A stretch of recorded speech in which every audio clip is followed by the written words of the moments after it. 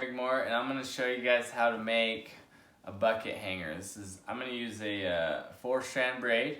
So to do this, you need 4 strands of something. I like hemostats, or maybe some those pliers, and then some kind of vice grip or something to hold your strands in place while you're braiding them. So I'll show you first just this 4-strand braid, and then I'll kind of braid a little ways and kind of bring it back on so you guys can see what I'm doing. But I'm gonna clamp these in place. You might have to get kind of close here. So first thing you're gonna do is separate your 4 strands. You're gonna put 2 on the right and 2 on the left. And then at this point you can just pick either side. So I'm gonna start with the right side, and I'm gonna take the top strand and I'm gonna go behind and then in between the 2 on the left and then back to the right. And then I go to the left side, so I'm gonna take my top left strand, push it behind, and then come between the 2 on the right. And then I like to pull it out to tighten it, and then now my highest one is on the right, so I'll push it behind and come between these 2. And I just follow this pattern where I'm just pushing my top one behind, and then I like to just, like I said, just pull it apart every time I push a strand through, and it creates a fairly consistent braid when I do it that way. So for the and then as you go along, you're gonna braid, kind of back braid down behind your hands, so you'll have to grab and pull those through and then keep going. So what I'm gonna do is I'm gonna braid 24 inches of this. So in the next part, we'll have this all done, and there's a good look at it. We'll have the 24 inches done, and then I'll show you the next step. So we've braided about to the end of our rope here, and while I'm braiding, I'm kind of pulling on that. That's why I used the little clamp there. So I braided past 24 inches because I've kind of started too close to my end here. Normally you'd want a little more, this has got more tail on it. So I'm gonna tape this side, and you don't have to tape it, but I've just found the electrical tape is really handy when you're braiding and when you want to stop at a point or mark things or whatever. It really helps to mark that. Now, if I was gonna pause and go do something, I wouldn't just tape this and let go, because it can get really confusing to restart. I would actually take and keep the 2 strand, or the right side and left side, separate, and I would do just kind of a little slip knot, just tuck this through like that, so when I come back I can pull and then keep them separated. So, but because I'm done braiding on this side, I'm just gonna let that go, and then I'll switch. I'll take my clamp off here and mark it with this side, or clamp it on this side, and I'll just clamp it like that, so that all I'm really clamping it for is to measure it. So I thought it'd be easier for you guys to see if I did it this way. So I go to about 24 inches, give or take. It's really not, if you're making these for yourself, it really doesn't matter too much. But if I'm making it for someone else, I try to make them pretty uniform so that all their bucket hangers look about the same. So I'll just unbraid this one back to where the tape is at. Now, you'll kind of just figure out what sizes you kind of like, but for right now I'm making them 24 inches as a start, and then I'll measure 6 inches back from my tape, and I'll say, okay, so that's about, oops, right there. So the way this braid works is there's the well, it's kind of hard to describe, but I guess you can see how these 2 strands are there, and then these 2 are here. So what I'll do is I'll just pick 2 that I want to use. So I'm going to use this one and this one. They're opposite each other. So I'm going to take my hemostats, and I'm going to push them through there. And this is why I use hemostats, because otherwise it'd be hard to do this part. And then I'm going to come back and roll this around, and I'm going to take 2 strands and put it through one side, and 2 strands through the other side. Oh. And these ends are melted, which is not ideal because they'll grab some of the fibers and actually cause fraying, but I probably should have cut them. All right, but they made it through.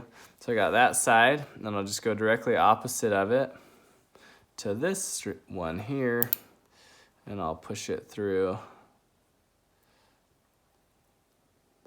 And the nice thing, when you do it like this, it's not gonna slide because it's through your braid. So you don't have to worry about it sliding. I'm catching a few fibers here, which you wanna try to avoid, but I'm not super worried about it on this one. It's just a demo and it's for me, but you'll wanna try to avoid pulling those extra fibers apart. Let's see if we can get this one through. So you see we just kind of pull it through. So that one kind of caught on some pieces there. I'll see if I drop my hemostats if it'll work, if I can pull it through. And the reason it's catching is because these are like scrap pieces, and when I cut them off, I used my wood burner, so it's really hard. So like I said, for the other side, we'll go ahead and cut it, because this is what will happen, is all this fraying right here. So that's kind of a good way to see it. So I'll pull each strand individually and kind of tighten that up. And then I'm just gonna undo my tape. When I undo my tape, it'll allow me to see and make sure I get every strand tight. So I'll just pull all those kind of tight, one at a time, sometimes two at a time. And I try not to over tighten individually, because if you over tighten one, it's gonna tighten back through and kind of look funky. So then I'll just pull and I'll just make an overhand knot. A lot of times I tie different kinds of knots here, but for simplicity and for if you're doing your first one, you can just make a loop, push all 4 strands through, and then just really suck it back down to where it came through like that. And then go back through, pull each strand individually like that. All right, and there you have that. So that's gonna stay. So I'm gonna go do that to the other side, and then I'll show you guys 2 different ways to melt this to finish it. Okay, so we've got both sides done. So you can see how we've got the 2 loops. They're secured. Now we wanna finish these off. We wanna take this excess off. I'm gonna show you 2 ways. I've got my wood burner going, so it's hot enough. But if you don't have one, you have a lighter, that's plenty good. So we'll start with the lighter. What we're gonna wanna do before we use the lighter is cut off the excess. Now we don't wanna cut too short or we won't have enough to melt back. So at first you may cut a little extra, and then a few of them might look like they got a big bulge there. So I like to do, you'll kind of figure out, you know, the amount you like to leave. I like to leave about 1/8 of an inch to maybe 3/16, somewhere in there, where it's enough that I can kind of burn it or melt it.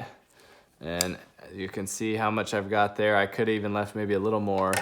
So when I start to melt this, oh, and I'm gonna use this blade to smush it down after it's hot, but I'll just start to melt all that and kind of get it going. But yeah, you'll start to be able to see if you use a few of these how. So when you get it hot enough where it's all kind of melty, you can just take your blade and just push it on there and then slide it off. That's all you really have to do. So it actually looks like I left too much. Like I could have maybe cut it a little shorter. But that's not bad. I've melted all my strands together and on the outside.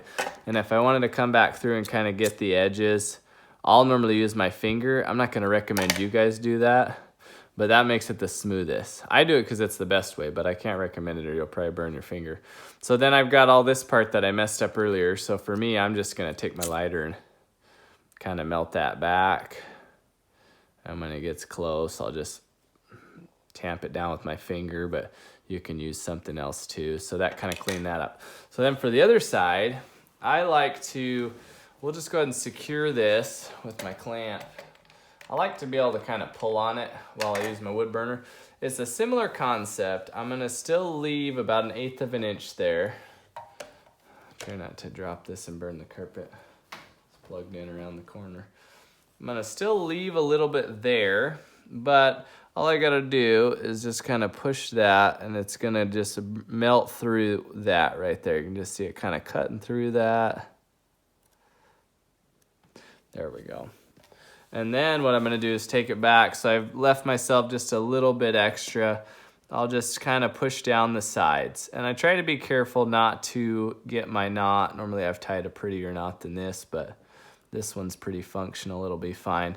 So I go around the edges, and then like I did before to smooth it, I'll just use my thumb real quick. You can lick your thumb first so it doesn't burn it as much. But those are kind of the two ways I'll do it. Now we'll just take a look at it. Actually, the way I do it is with the wood burner, but that other way works too if you're in a jam. So we got both sides cleaned up, good, it's solid. Now you can't use it very well just like this. So we've got a snap. So we're gonna throw a snap on one side. So the quickest, easiest way is just to push that through there and then over the top of the snap and have it there, or you can push it down further down to there, wherever you like to see it. And then how we're gonna use this, we're either gonna put this around our bucket and then loop it like this, and then we could go up around the fence and clip it back to the bucket, or we can, what we normally do is we put this around the fence like this, and then it's ready to go, and we go fill our bucket, or we put our bucket on it and then fill it. So we just bring our bucket and snap it to the snap like that. So there you go, pretty cheap, easy way to make bucket hangers, but they're kind of cool looking and uniform. This is 1/4 inch mule tape, so even though it's small, each strand is rated for like 500 pounds. I do this with 1/2 inch mule tape. I do it with parachute cord, scrap material. You could use baling twine really. So yeah, make some and send me pictures if you do.